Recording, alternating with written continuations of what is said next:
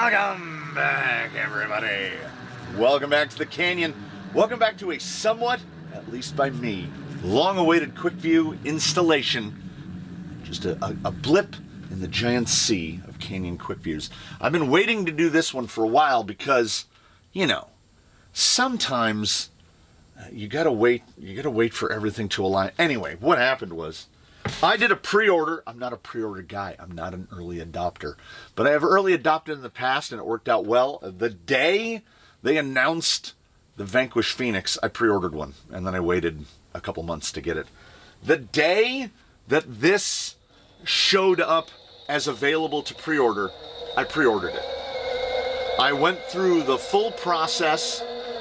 There is a whole build series. If you've made your way here without seeing the build series, this is the dedicated quick view portion of the Ottsix Wizard Class 2 competition vehicle. There's more words to it. I've forgotten the words.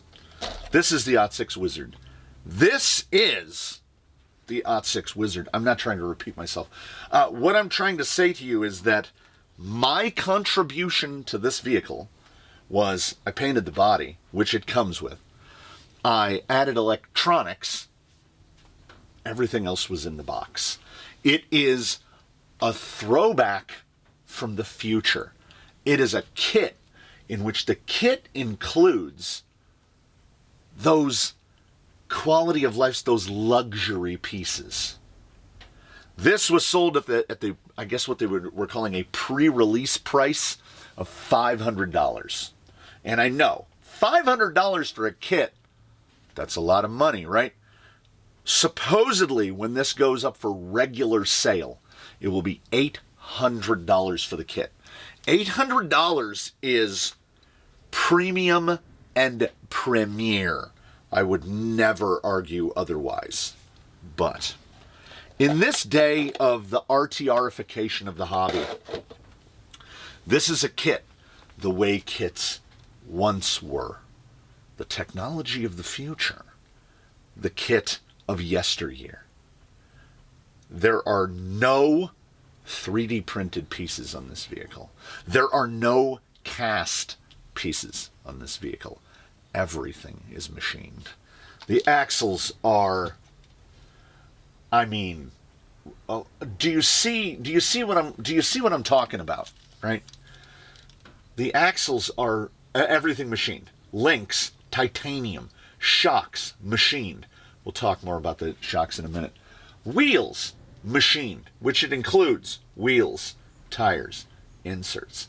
Basically, what I have to say at the all metal drive shafts, what I have to say about the Wizard right now is that if you were not fortunate enough to get in on the pre-order, I do apologize for that. Everything about it, okay, it fits together with such a level of precision that, follow me here, it almost doesn't work. Let me elaborate. The shocks are so tight in tolerance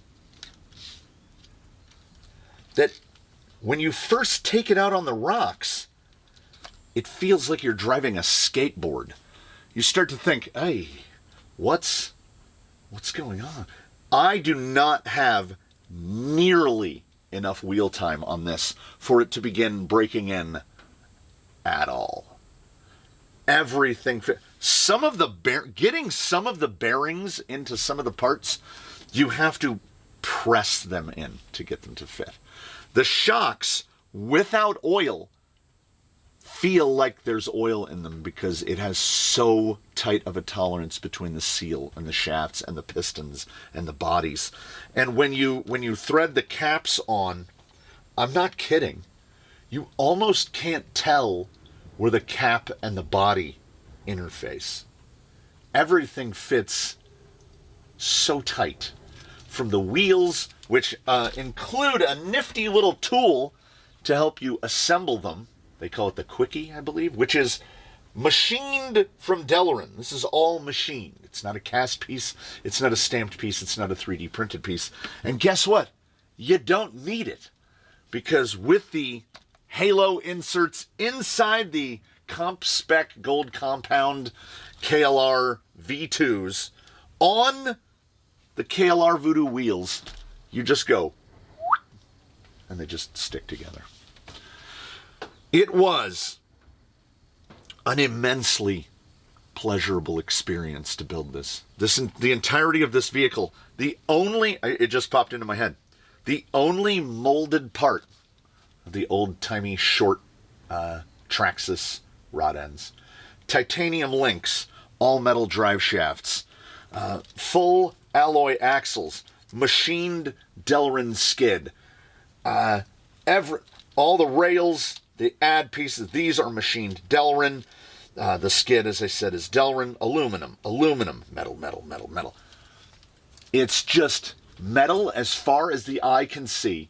And let's forget about that for a moment and talk about the fact that the drag link and what they're calling the track bar, what we usually call panhard, it's an interchangeable term, are parallel this way, they're parallel this way, they're parallel this way. We have no bump steer, we have no axle swing, we have correct front end geometry.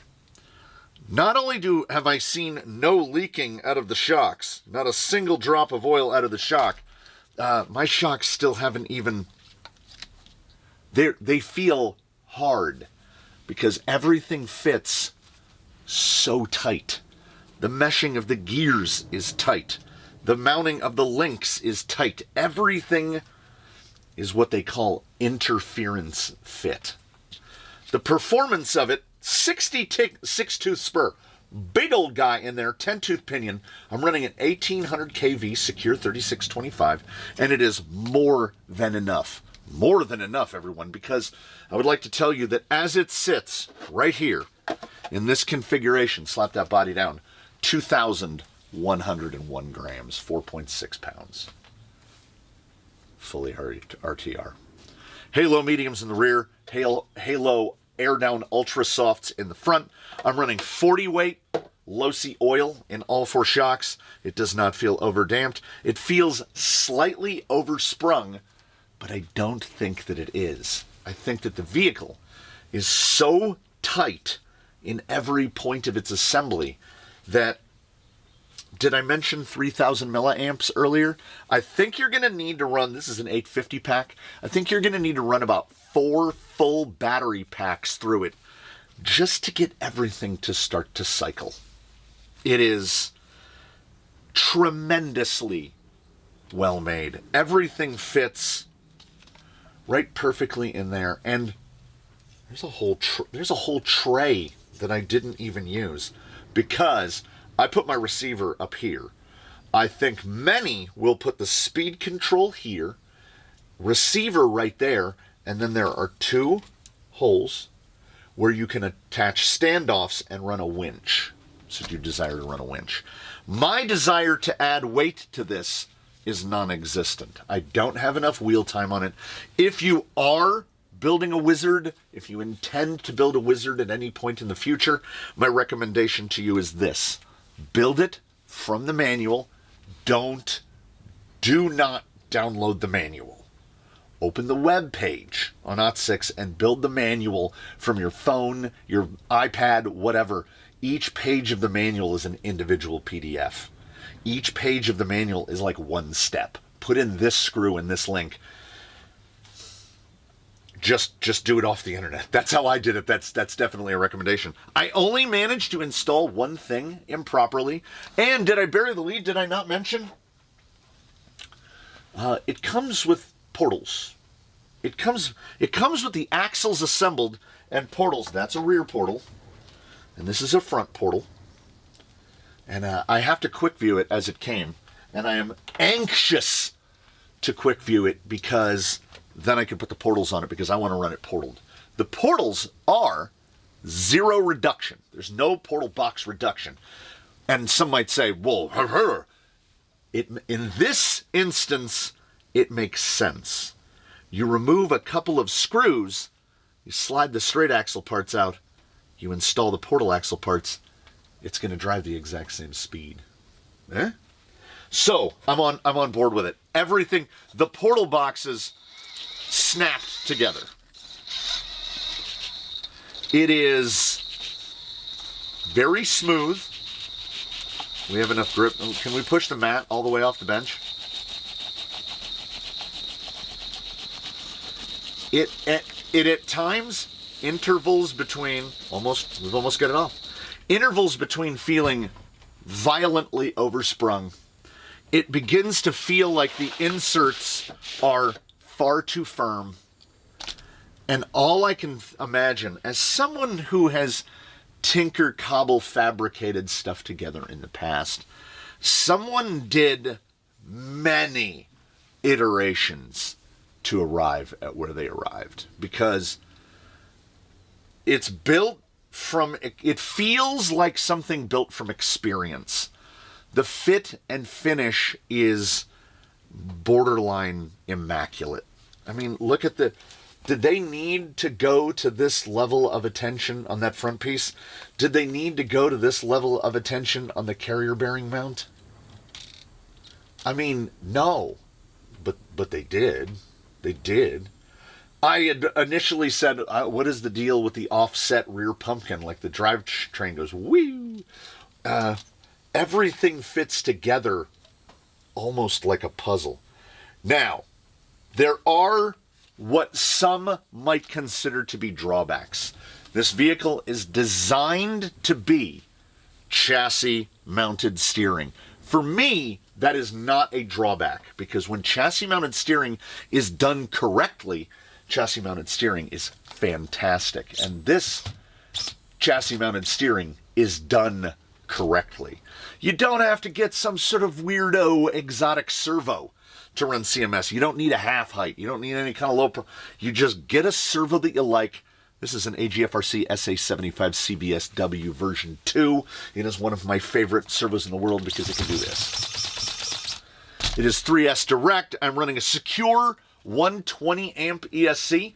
One of my favorite ESCs currently because A, it is programmable via Wi-Fi. You just plug this thing into the signal cable, tie it into the Wi-Fi of anything that has Wi-Fi, program your parameters, but you basically don't have to program any parameters.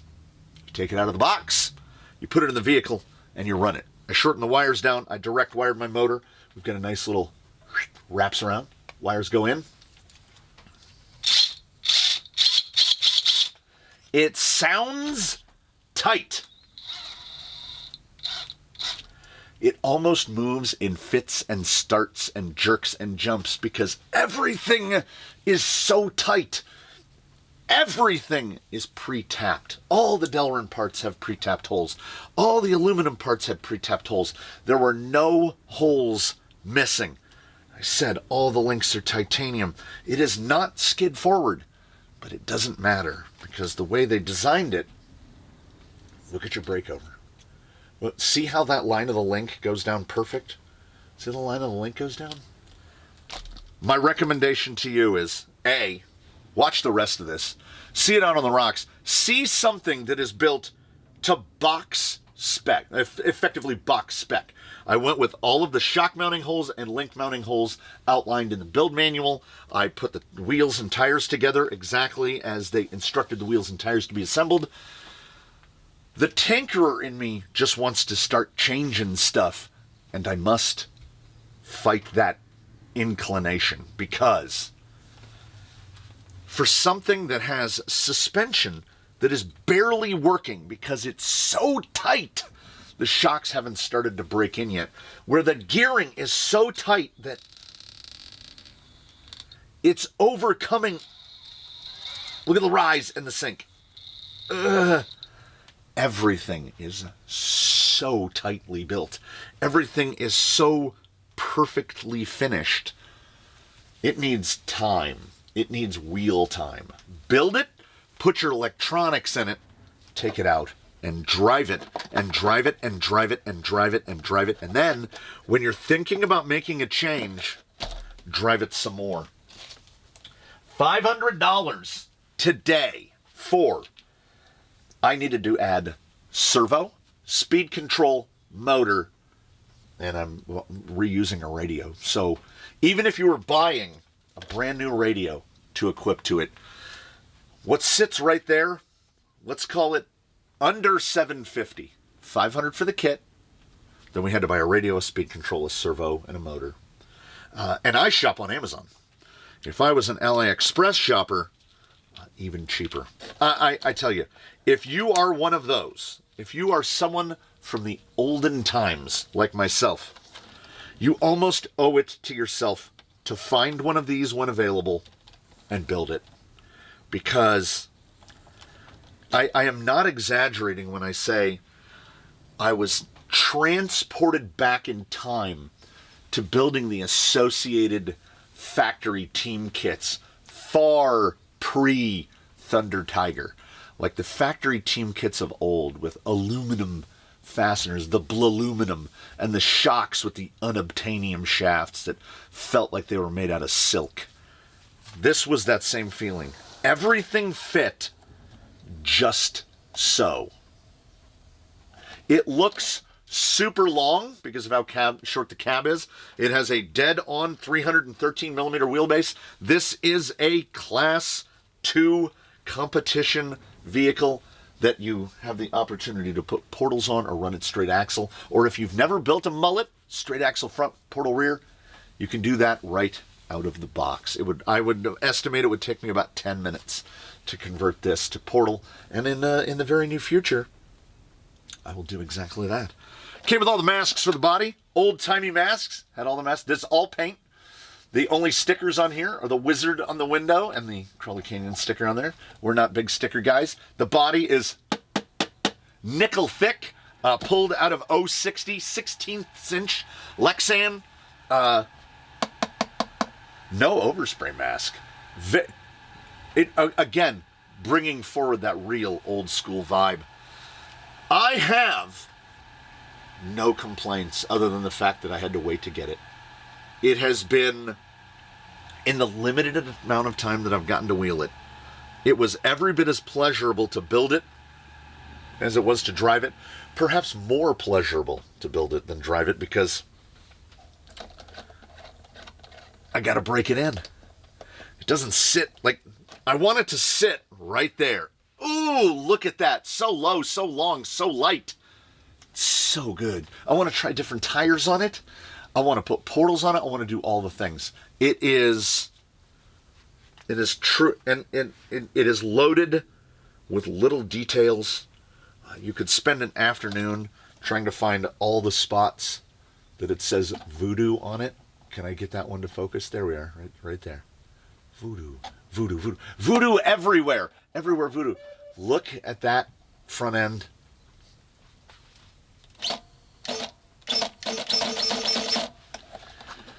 Come and see it on the rocks. We're getting around halfway through its supply of 850 milliamps before I think it will be broken in suitably. And God, I want to put pin tires on it. I want to try all manner of things. I want to run it in cabs, which is an in-house series here where we test Class 2s against other Class 2s, and it's going to be a good time. Building it was an absolutely great time. I regret not one single dollar I spent and not one moment that I had to wait to get it. It is really an indication of the way things used to be done, and it's fantastic to see that sometimes they're still done that way. I don't want this to sound too much like a love letter to the Ottsix wizard, but I've found nothing to be disappointed with. So come with me outdoors to where the rocks live. Let's mush this thing around a little bit. Maybe we'll take it through green line and deadline. That's what we usually do on these types of things. Green line, deadline. We'll have a look at the Ottsix Wizard C2, which, I mean, it's going to be very difficult for this thing to do something that I don't like. It's truly refreshing to get to see something that is, I guess, purpose-built and well-made and corners were not cut. They put all the corners on it. It's got razor sharp corners. Even if we don't fall into something akin to a trap, in which we look at the purchase price of the Wizard kit from a perspective of the retail value of all the pieces of which it is composed. I mean, I managed to get that narrow body hung up. Get it loose. Yeah, SA75, come on. It's like $450 for the axles. If you want to buy the axles a la carte, you're basically getting almost everything else for free. I steered too far downside. Maybe not. Maybe not. There we go. See, ordinarily we'd get a little bit of we'd get a little bit of articulation right there, but it runs so stiff. This is those inserts doing all their work. And I'm not ordinarily one to rush out and buy halos because they're really expensive. Not that I'm saying they're not worth it. I mean, they work great. They're one of those rare instances where we see a really cooperative match between the tire and the insert. The insert was clearly designed to fit a specific tire, and this is the specific tire that they were designed to fit. It's a skateboard. What we can do, having as little suspension action as we do right now, I need to put a lot more milliamps into it. We have to learn to drive to that lack of articulation. It doesn't behave low travel right now. It almost behaves no travel. So it's a little hard to pull that rear end over. I'm mentally keeping score here. Oh, I gave it too much. I gave it too much. No, I didn't. No, I didn't. We did not strike. So we're still just on a lava. Let's see. Can I pull across right here? We got a rock dig right there. Can we pop loose? Very skateboardy. But that suspension has already started to work itself in, and it is going to continue to work itself in.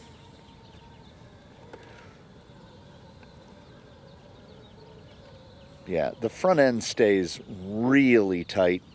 What we want to do is we want to stay close to white marker on this side because everybody pushes front end a little bit. So I almost want to tap it right there, just like that. And then we get the cut back and we want to kind of come behind it. Just like that. Then angle it a little more. It is so cooperative at ultra low speed. That is my thinking as to why they recommend 10-tooth pinion. As I genuinely think you could get away with more speed, even with an 1800. Which is also why I'm happy that in this event the portals don't have additional reduction. The 1800 would not be enough. Or maybe potentially with that 10-tooth, maybe they were thinking 4S. In my estimation, the 1800 on 3S is pretty close to perfect. We've got to get a down low drop here, which might be requesting a level of articulation that we're not going to get on the day. Okay, set that axle down a little too much. Come and bring it back, bring it back, bring it back. Nah, I can't get, right now there's not enough drive coming from the rear. Just take the 4, easy stuff. Come back around, we should point it right at the 2 points, right here. We should not have a problem pulling the rear end over.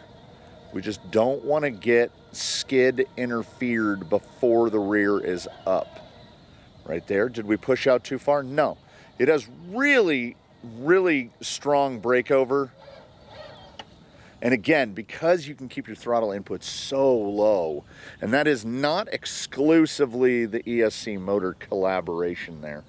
The ability to maintain that forward drive at really low throttle inputs, that's a lot of that is geometry. We're going to go right at the flop over. Let's see how we do here. Yeah, should not be standing that rear end quite up that high, but it is really well behaved and out of frame. The stiffness kind of allowed me to go a lot wider shot, which is not going to hurt because this line of approach into 7 is kind of hyper optimized. We just need to keep axle out right there. The stiffness is probably not going to hurt us right here. No, it is not. Really far from yellow side. That is particularly easy through there. And keep always in your mind, it's newly born. It's so stiff and so new. It's only going to get better. Get down here a little bit farther so I can transition setups right about here. We'll just mush our way up through 8 and 9. Coming into frame, there we are. Now, because of that firmness, we have little to no worry. It does not have like a flop to it. You can watch that rear tire. There we go. There we go.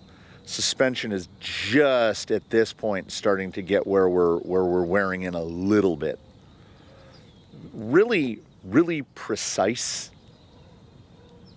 It feels so much like a package deal.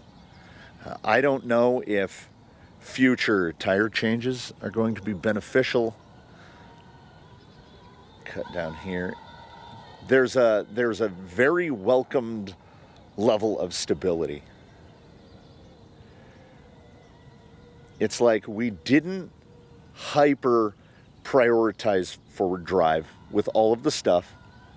Here in a semi-mixed environment, low travel setup out of the box. It's so well balanced. I will say that if there is one thing that cannot be argued, it is that the combination of the 66-tooth spur and a 10-tooth pinion and the little do not operate without this cover, metal cover that goes over the spur, it's gear noise. Like, you won't be able to hear your Outrunner because you're just going to hear gear noise. It runs real flat. It makes me more anxious by the moment to see how this does on portals because it never feels like it's not clearing enough on the straights. It just feels consistent in all aspects. And it told me that it needed to be silver. We're not going to take, I gotta remember, Deadline has reverses. We're not gonna take any easy line approaches here. That rear tire is completely hooked under. Let's come back over here. See if we can cut back right there. There we go. It really does feel remarkably well thought out, like testing. Somebody did testing. I would be curious to find out how long this was in development. There have been a very few number of times that I've tested something that it felt like, yes, someone did all the homework. The overdrive, underdrive is just right. The cooperation of the tire. We have to call this the OE tire. And not surprisingly, that we are all Ottsix stuff. It is remarkably well finished.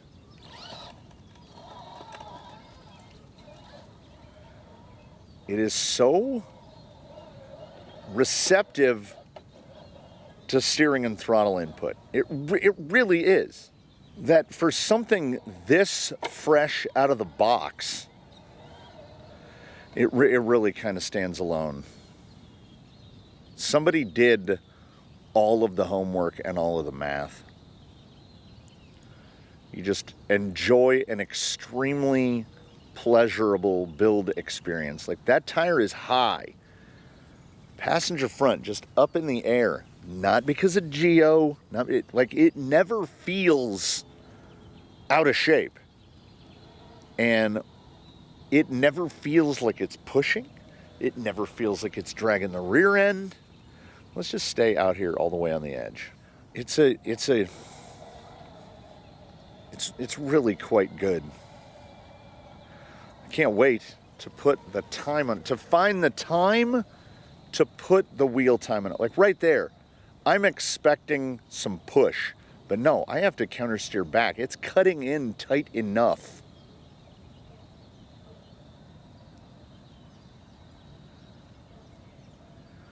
It cut in so tight, we got the big tree hook. I mean, what is that?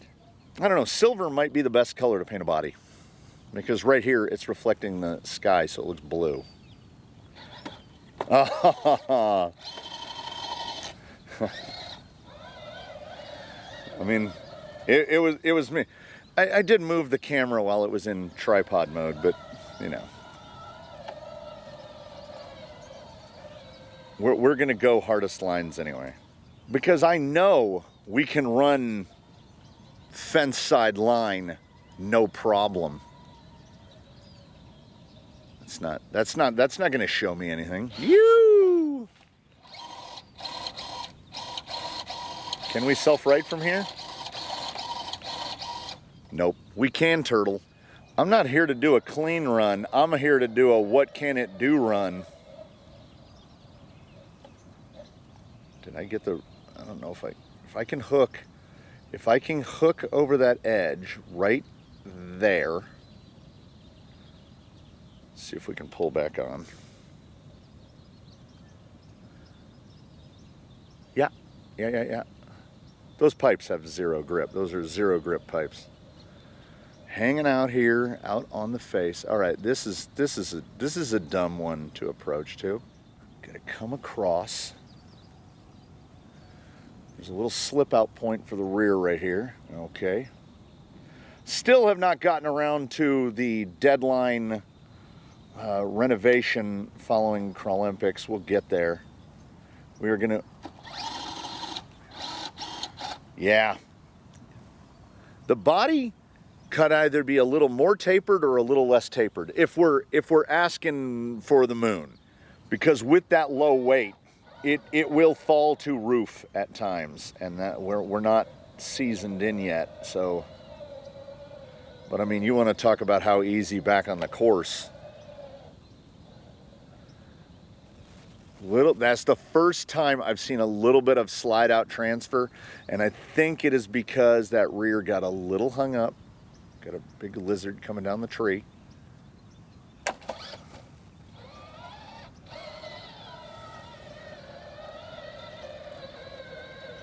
Yeah, back on the course may be easier than anything I've seen.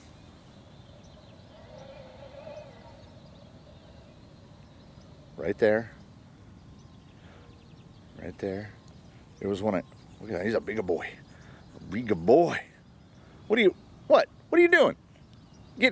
Go about your business. Oh, don't you do push-ups. Don't you do push-ups in front of me. Oh, yeah. Yeah, he's getting swole. I could have just opted for the easy line, but the fact that I can just stop on a hang like that and watch a lizard do push-ups is a decent indicator. I see the spot I want to go over. Like right in through here, all of this is going to be blocked out so that you can't just run that easy stuff. I want to force people out closer to the pipe here. Oh, boop.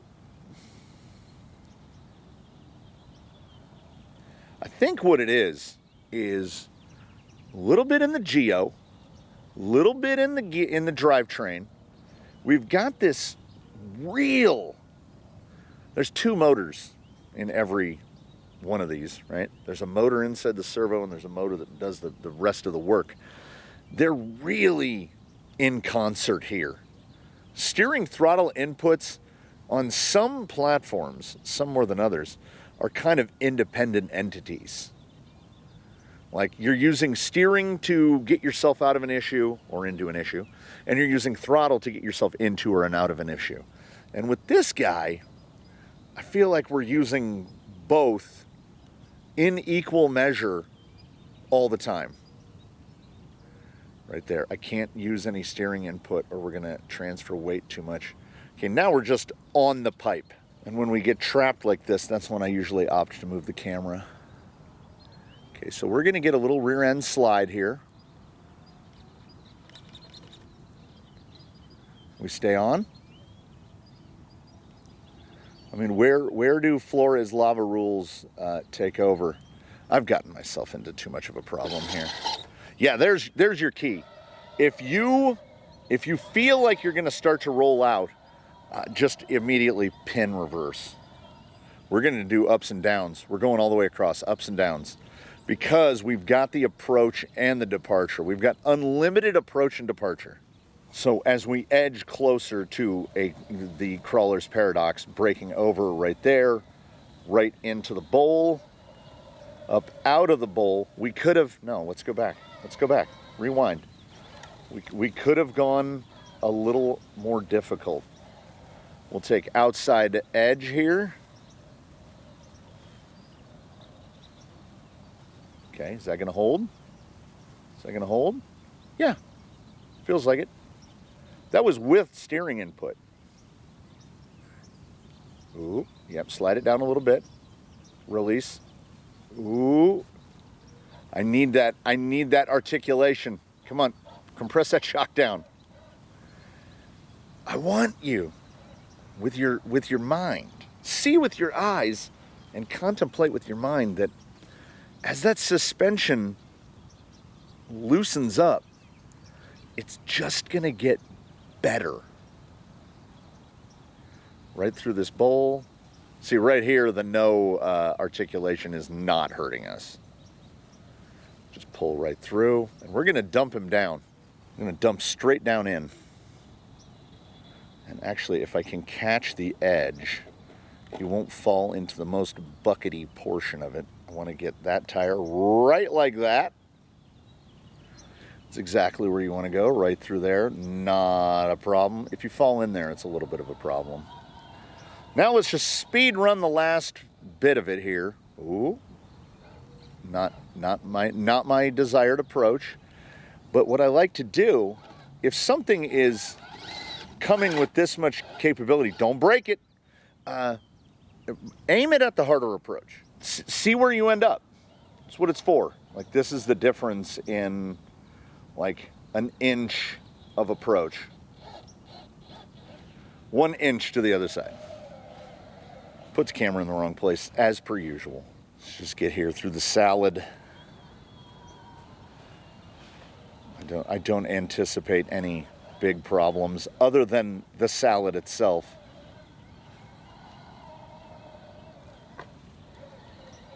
Oh, we did position badly though, because we really do need to see outside hanger here. The salad. Ooh.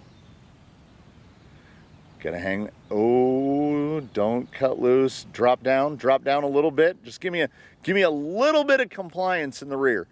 Okay, when we fall off, because that tire's up so high, when it falls through, there it is. Settle down. Settle down. Stay out here on the point. Okay, before we get a mechanical, I need that low side front to give me a little bit of grab. Oh! And I didn't pin reverse when I needed to. I think he's got this one. I think this is within his capabilities. Look at that entry. Ordinarily, you'd be like, oh, we're done. You enter that high, you're done. Okay. Okay, I think I stayed up a little better. Don't over push on me. Nope, got it. Nope, nope.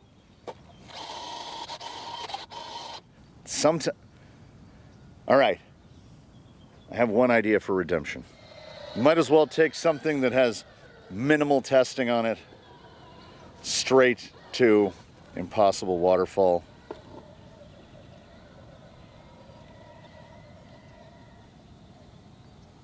Ooh, it was an early drop. Okay, pushed it back through. All right. Need to get a little bit of side grab right there. Okay, don't, no, don't twist, don't twist. Okay, now we got tires fighting against each other. Nope, it kind of pulled you under. Was trying for the right hand hook. Do you got it? Do you got it? No, that's overloaded. Okay, let's try for the left-hander. Get it up, little more, little more.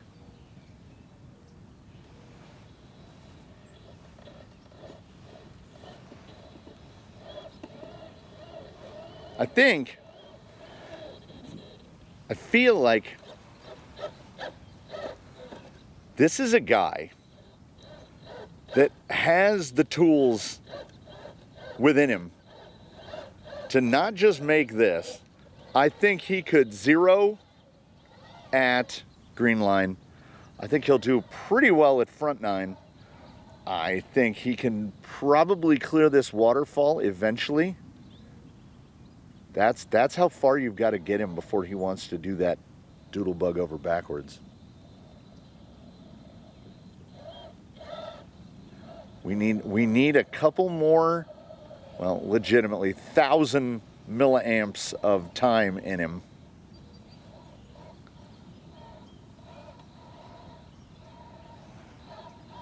Well, you know what?